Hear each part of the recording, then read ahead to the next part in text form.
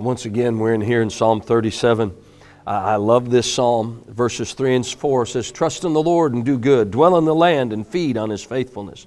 Delight yourself also in the Lord, and He will give you the desires of your heart." Our last time we talked about making the Lord your delight, not making Him your drudgery, but getting an attitude of delight.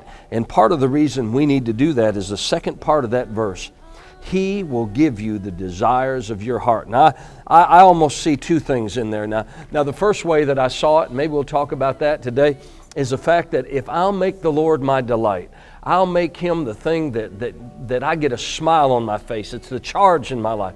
He'll give you the desires of your heart. Now, personally, the way I have done this, my first mission trip to France, the missionary in France, our missionary Jean-Paul Engler, tried to get me there for years. And I said, no, I'm not going. Leave me alone. Don't want to go to France. Long story short, they connived a way to get me to France. And when I called them and said, "All right, where are you in France?" And they said, "We're in Normandy."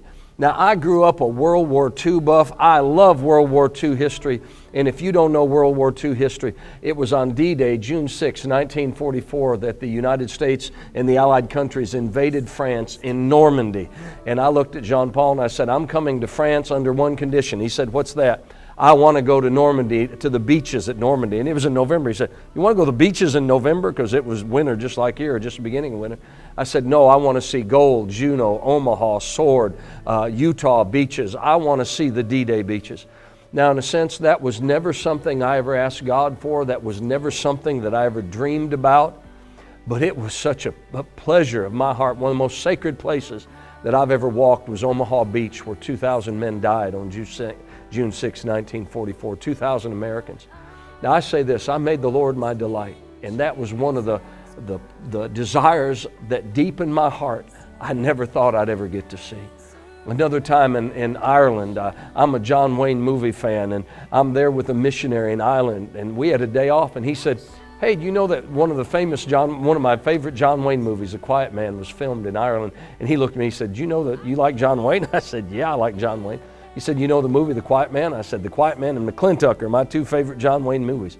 He said, "You know that was filmed in Ireland?" I said, "Yeah." He said, "How'd you like to take a day to go see that?"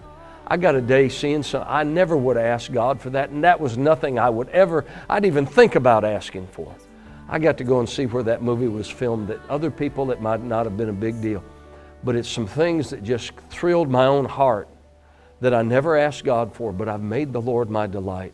And He's let me do some things and see some things that was such a thrill to my own heart, I didn't even ask Him for it.